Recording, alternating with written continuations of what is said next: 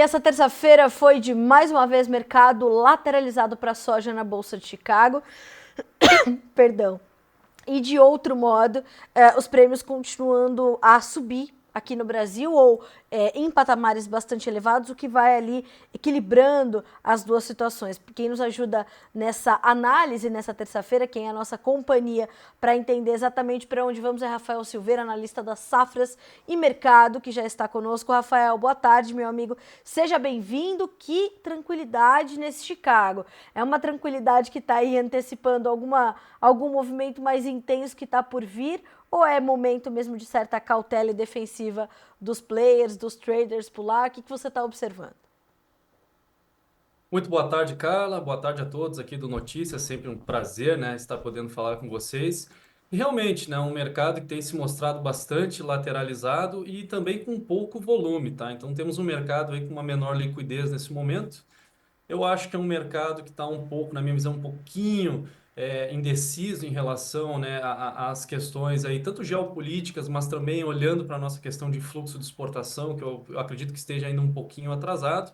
E essa questão também dos prêmios, né? A gente está vendo prêmios muito altos aí em plena colheita, né? Então a gente já tem mais de 70% aí das áreas colhidas e ao mesmo tempo a gente não está vendo nenhum efeito da sazonalidade ainda pesando na formação de prêmios, né? O que é um mercado que deixa o mercado um pouco aí distorcido, pelo menos na minha visão a curto prazo, né?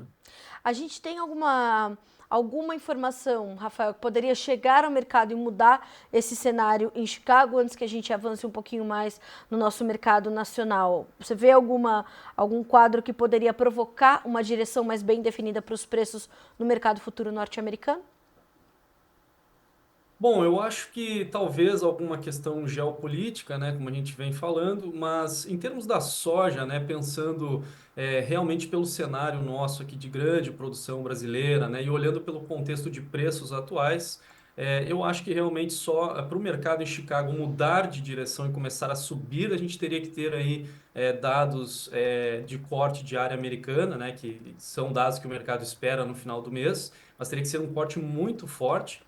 Eu acredito que nesse momento a gente está vendo um mercado um pouquinho distorcido ainda na CBOT, tá? Porque justamente a gente tem aí muita oferta de soja. É claro que a questão das exportações ainda pesa, né? Porque a gente não, apesar das programações de embarques estarem altas, realmente o que saiu, né, até o acumulado de fevereiro não foi muito grande, tá? Então a gente ainda tem uma certa defasagem em relação a isso.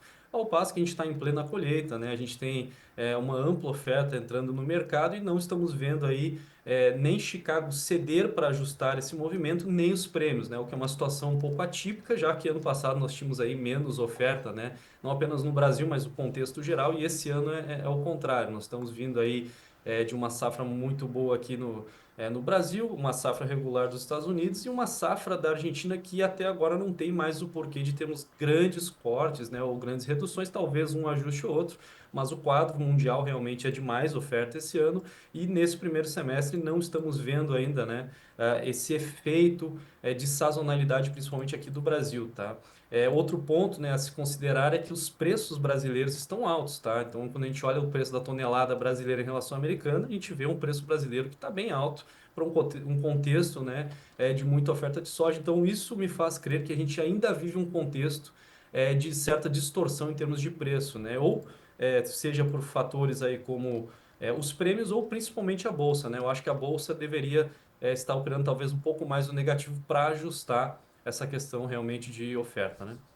E é interessante observar, né, Rafael, que enquanto a gente vê esse movimento em Chicago dessa forma, as notícias ali, principalmente sobre a questão da guerra tarifária, elas continuam chegando, mas nenhuma delas com clareza. Isso deixa também o mercado mais na defensiva, também com dificuldade de deslanchar um pouco mais, justamente por conta dessa nebulosidade que essas notícias, apesar de novas, elas trazem para o mercado, porque não trazem ali uma situação efetiva do que pode acontecer com o comércio, principalmente entre China e Estados Unidos? Sim, né? A gente também tem que considerar esse ponto justamente por uma questão de pouca previsibilidade, né? A gente tem visto aí muitas movimentações ações, por exemplo, do presidente Donald Trump e depois ele voltando atrás, né? Então isso deixa o mercado um pouco nervoso, porque realmente você tem que se projetar para algo, muda no outro dia, e você tem que se reorganizar a estratégia. Então, basicamente, isso acaba trazendo sim algum peso de indecisão, né? E deixa o mercado um pouco, que nós estamos vendo reflexo disso, inclusive no preço, né? O mercado um pouco aí lateralizado, um pouco indeciso, tá? Na questão, quando a gente pensa, né, que as tarifas, por exemplo, da China podem, em relação aos Estados Unidos, né, para tornar a soja americana um pouco mais cara de ser adquirida pelos chineses e buscarem mais soja nossa aqui no Brasil, você teria um incentivo para estoques americanos maiores, tá? E isso tem sim um efeito mais negativo em termos de bolsa, que também ainda não está acontecendo. Então, acho que é um mercado que está um pouco indeciso, sim, pesando essas questões aí geopolíticas, mas que na minha visão ainda deveria ter um desconto um pouco maior em bolsa, tá? Então a gente tem ou a gente tem não, mas há uma possibilidade desse mercado testar patamares um pouquinho mais baixos na sua análise, Rafael. Chicago pode acelerar o movimento, inclusive para baixo. Sim, eu penso que sim, porque veja bem, né? A gente está com um suporte importante, né? Basicamente ali o mercado tem um teste psicológico ao redor dos US$ 10 por bushel, mas como os prêmios seguem muito elevados aqui, a gente praticamente não sentiu nenhum efeito ainda da entrada de safra, né? E lembrando, não é uma projeção pequena, são basicamente 20 milhões de toneladas acima do que nós tivemos no ano passado. Alguns ajustam para cima, outros para baixo, mas todo mundo sabe no geral que é uma safra recorde. E a gente não tem aí maiores preocupações em relação à Argentina, né? O clima foi. A gente sabe que teve problemas de clima, mas o mês de fevereiro foi muito positivo em termos de chuva, choveu bastante em Buenos Aires. Então, a gente não pensa ainda em grandes ajustes, olhando a safra ali. Da Argentina e a América do Sul como um todo vai começando a se consolidar realmente como uma grande oferta. Então o mercado ainda não descontou, né, esse tamanho de oferta. Eu penso que mesmo que tenhamos aí uma redução, né, da demanda chinesa pela soja norte-americana, você teoricamente deveria ter algum desconto em bolsa, né? Justamente porque os chineses vão operar mais vendidos, tentando aí trazer esse desconto, né? E conseguir aí um valor melhor pela soja brasileira, que nesse momento segue cara também, né? Quando comparada aí à soja americana. Agora, a gente vê ao mesmo tempo, e acho que esse tem sido o destaque central para os produtores brasileiros, né, Rafael, essa movimentação dos nossos prêmios. Na última entrevista que nós fizemos aqui, nós dois, para a nossa audiência do Notícias Agrícolas, nós trouxemos essa sinalização de que os prêmios vinham nessa trajetória de uma construção de patamares mais elevados. Como é que esse movimento tem ainda se dado? Porque os prêmios continuam altos. Eles são reflexo essencialmente do quê nesse momento, já que a gente está em plena colheita? Bom, eu penso justamente porque a nossa safra é muito grande, tá? E a gente ainda tem bastante problemas logísticos, tá? Também, então, são vários pontos que vão, né, se agrupando. Também tem a questão da boa comercialização em termos, né, quando a gente compara em relação ao ano passado. Então, o produtor acaba conseguindo, né, segurar um pouco ali a questão da venda, mas por outro lado, você tem muita dificuldade de escoamento de soja, né? E quando a gente olha, né, a questão da exportação ainda ela está atrasada, tá? A gente, com os dados consolidados, o acumulado do ano, ainda é abaixo, né? O que realmente, efetivamente foi colocado no navio exportado ainda é abaixo do dado que nós tínhamos no ano passado. E esse ano nós temos muito mais oferta. Lembrando, né? As projeções de embarques, elas são muito altas, tá? Nós já temos aí mais de 16 milhões de toneladas programadas para exportação ao longo do mês de março, mas realmente você tem que colocar essa soja dentro do navio e exportar, né? E até isso acontecer, o fluxo fica um pouco dificultado e aí você tem alguma força aí segurando os prêmios, tá? E justamente eu penso que esse é um movimento que acaba também sendo aí mais negativo para Chicago, né? Teoricamente você deveria ter algum desconto em bolsa para equalizar esse cenário. Então acho que é uma questão logística pesando muito forte, né? Ao passo que a gente tem uma grande safra esse ano. Isso tem promovido um avanço dos negócios ou uma continuidade dos negócios num volume que faz sentido para esse momento da nossa temporada? Rafael, a gente poderia estar um pouquinho mais assíduo nas vendas ou não? O comportamento dos produtores, dos vendedores, enfim, dos elos da cadeia que tem que agir nesse momento está bastante condizente. Um, com o tamanho da safra, dois, com o momento da temporada comercial que nós estamos vivendo. Bom, se a gente for considerar em termos de volume e percentuais, né, a gente olha os dados esse ano, eles me parecem bem mais promissores do que nos últimos 2 anos. né? Como eu disse, a gente deve estar pelo menos aí uns 6% acima, né, do que tínhamos no ano passado em termos de comercialização. Então, esse é um ponto. Nessa parte, eu acho que a gente está aí numa normalidade, ok? Mas pensando pelo time de preço e pelo desconto, né? Eu considero que o mercado está um pouco distorcido em relação a isso. Você tem mais incentivo para vender, tá? Porque a gente ainda não viu realmente nenhum desconto nos preços. Basicamente, né, os nossos preços físicos, eles seguem aí em patamares muito parecidos, né? Com pouca oscilação. Às vezes sobe um pouco, às vezes cai um pouco e o prêmio vai se ajustando e você tem um preço praticamente estabilizado que não sentiu nenhum impacto aí dessa maior oferta que a gente tem esse ano, né? E lembrando, a gente não tem problemas mundiais aí em relação à produção de soja, tá, em 25. Então, é um mercado que, por esse âmbito, olhando pelo timing de preço, eu considero ainda realmente que nós poderíamos avançar um pouco mais na comercialização. Rafael, a gente tem aqui algumas informações também de que a safra 25-26 também já está sendo comercializada pelos produtores brasileiros, que eles estão enxergando ali algumas oportunidades, ainda muito pouquinho, muito embrionária essa comercialização, mas que ela também está acontecendo. Você vem fazendo esse registro por aí também e acha que de fato essa é uma posição acertada para esse momento? Bom, tudo vai depender realmente do preço que está sendo negociado, né? Cada produtor vai ter sua conta, sua margem. Alguma coisa realmente deve já estar acontecendo olhando para 25, 26. E tudo vai depender realmente do preço, né? Então, acho que os patamares atuais para 2025, 26 são preços aí interessantes. Lembrando, né? A gente tem que cuidar se realmente os Estados Unidos vai ter um grande corte de área. Não quer dizer que a gente vai ter um corte muito forte, tá? E se tivermos mais ou menos a produção, né, do ano passado, é uma safra boa, tá? Então, esse é um ponto. Segundo ponto é que o Brasil deve seguir avançando área, tá? Então, qualquer aumento de área aqui, em 1%, por exemplo, já tem uma elasticidade muito grande em termos de produção. E maior oferta tende aí a colocar o preço um pouco mais em queda, né? Como a gente deveria estar vendo nesse momento, mas ainda não estamos vendo por um mercado que está um pouco mais distorcido a curto prazo. Então, você tem que levar em consideração, né, esse cenário e realmente, se os preços lá em 26 estão mais favoráveis ou estão nos mesmos níveis que estamos vendo agora, na minha visão, sim, é oportunidade. Rafael, quando a gente pensa nesses dois cenários, safra atual e safra nova, safra 25, 26, é difícil a gente falar em safra nova, a gente ainda está terminando de colher a 24, 25, né? Mas enfim, olhando para isso, em que níveis de preços a gente está falando se a gente pensa soja base Porto como uma referência aí para entendermos que momento é esse de preços e de mercado? Bom, hoje você tem cotações girando ao redor de 134 até 136 Porto, né? Então veja que é um preço interessante. Você tirar o desconto do frete, dependendo da região, você consegue até 129, 130, vai depender, claro, de onde você está negociando. Então são preços interessantes, apesar do alto custo logístico, né? A gente sabe também que o frete está bem caro, mas pelo nosso contexto de preço, e quando a gente compara com o ano passado, né? E mais uma vez, isso me leva a pensar que o mercado está distorcido, que nós tínhamos menos projeção de produção ano passado, menos safra, né? E os preços tinham caído bastante, né? Se você pegar ali os dados históricos, você vai ver que pelo menos ali entre 10 a 15 reais, nós estamos acima do ano passado, um ano de menor oferta, tá? Então, realmente, isso vai colocando uma situação aí de time para venda, né? De olhar para as margens e tentar aí maximizar suas rentabilidades, pensando realmente que esse mercado ainda pode sentir algum impacto e deve sentir, na minha opinião, o impacto da entrada de safra brasileira, né?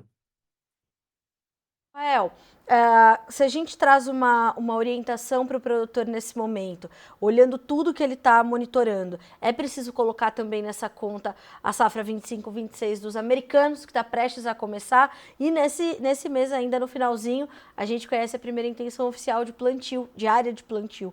Então, tudo isso que a gente está tratando nessa conversa, soma-se a isso e a uma necessidade de monitoramento e atenção por parte do produtor brasileiro ou de todo o complexo, a safra 25-26 dos americanos que está prestes a começar a ser plantada? Sim, bom, a gente tem que pensar, né? Eu, pelo menos, contextualizo para os dois primeiros semestres, né? Olhando o primeiro semestre, a gente não viu ainda efeitos de entrada de safra. Então, eu acho que o preço, né, realmente no físico pode cair, tá? Mas quando a gente olha para frente, pensando no segundo semestre, se você tiver aí um corte de área mais forte nos Estados Unidos e naturalmente você tem efeitos de clima tá? E o clima sempre traz volatilidade, isso é praticamente garantido. Você tem aí um incentivo para que os contratos do segundo semestre possam ganhar alguma força, tá? Mas a gente tem que cuidar onde é que vai ser realmente o último fundo de preço, porque eu tenho sérias dúvidas se os US$ 10 vão parar aí a queda dos preços. Eu acho que o mercado ainda não está bem descontado. Se nós tivéssemos aí uma situação, né, onde o mercado estivesse operando agora em US$ 10 e você tivesse com prêmios negativos, com o preço da soja brasileira abaixo aí, né, da soja americana, sendo aí bem demandada pela China, e você olhando para esse contexto e pensando em redução diária, em clima, aí você teria uma chance de ver realmente um fundo interessante de preço nos US$ 10. Mas como nós não estamos vendo ainda este cenário, né, de desconto, eu acho que bolsa ainda tem um viés mais negativo, pode testar ali, quem sabe, os US$ 9,50 de novo, para que depois a gente ganhe algum fôlego olhando os contratos do segundo semestre. Aí realmente tem que cuidar do clima americano, que traz volatilidade, tem que cuidar da redução Sim. diária, tem que cuidar das questões internacionais e câmbio, né?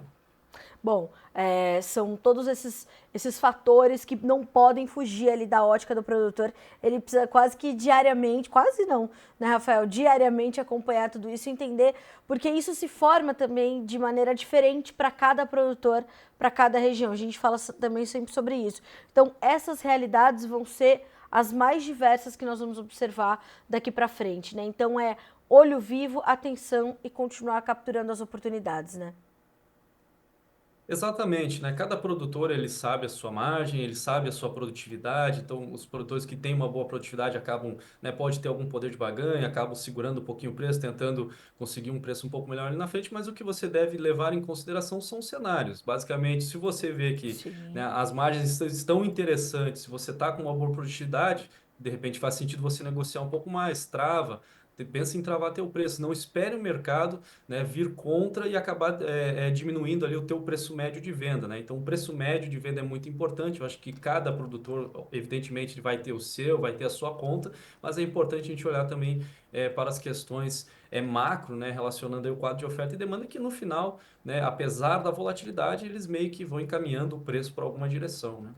É isso mesmo, Rafael. Eu quero te agradecer pela companhia nesta terça-feira. Muito bom receber você mais uma vez aqui no Notícias Agrícolas para a gente fazer esse resumo das informações e que não são poucas do mercado da soja e de que forma isso impacta o produtor brasileiro. Você é sempre muito bem-vindo por aqui, meu amigo. Obrigada mais uma vez, volte sempre. Eu que agradeço aí, fico à espera da próxima conversa da gente. Pode esperar o convite chegue, com certeza, Rafael. Obrigada, viu? Até Até mais. mais. Até, um abraço. Bom, recebemos Rafael Silveira, analista das safras e mercado, nos fazendo esse resumo, portanto. Chicago continua de lado, sem movimentação, sem muita informação não, mas as informações que estão disponíveis, elas já foram precificadas pelo mercado. Agora, caso a guerra comercial comece a ter efeitos práticos, principalmente no comércio China-Estados Unidos, o mercado pode sentir um pouquinho e Chicago perder um pouco de força na Bolsa de Chicago. Está testando ali, inclusive, patamares acima ainda, ou preços acima dos patamares de $10 por bushel, pode ceder um pouquinho ali diante dessa severidade que o conflito pode adotar. No mercado nacional, no mercado brasileiro, segue o foco nos prêmios. São o principal destaque nesse momento. É uma safra grande, mas uma safra muito demandada. E por isso os prêmios elevados continuam mantendo os preços formados para o produtor brasileiro com certa estabilidade. Nós temos ainda toda essa volatilidade imposta para o dólar. Então, nesse momento, nós temos uma moeda americana trabalhando ainda abaixo dos 5,70, R$ 5,67 por R$ 5,67, com uma queda de 0,3%, é a cotação dessas 16h35, horário de Brasília, desse 18 de março de 2025. Então, fazer todas essas contas, alinhar todas essas informações e entender que é por aí que o mercado vai seguir agora, e entender que mercado é esse para você. Vamos ver as cotações na Bolsa de Chicago no fechamento dessa terça-feira. O contrato maio, $10,12 por bushel. O contrato julho, $10,26. Agosto, $10,23. E o setembro, $10,10. Baixas que variaram de 2,75 a 3 pontos nos contratos mais negociados. Preços do milho agora. Milho também fechando de lado, o maio 4 dólares e 58 com 2 pontos mais 25 de queda, o julho fechando com 2 pontos de baixa vai a 4,68, o setembro 4 dólares e 47, meio ponto de baixa, e o dezembro 4,54 com uma leve alta de 0,25. Para concluir, as cotações do trigo. No trigo, leves baixas também sendo registradas hoje, perdas de 2,25 pontos a 3,5 pontos nas posições mais negociadas. Maio, 5 dólares e 65, julho, 5 dólares e 82, setembro, 5,98 e o dezembro, 6 dólares e 21 centavos por bushel. A gente vai concluindo por aqui o boletim de fechamento do mercado da soja, mas agora vamos nos preparando para receber o fechamento de mercado completo com o Alexander Horta, que chega em mais alguns minutinhos na sua tela com os principais destaques dessa terça-feira. Continue nos acompanhando aqui na nossa programação da TV Notícias Agrícolas, informação agro-relevante e conectada.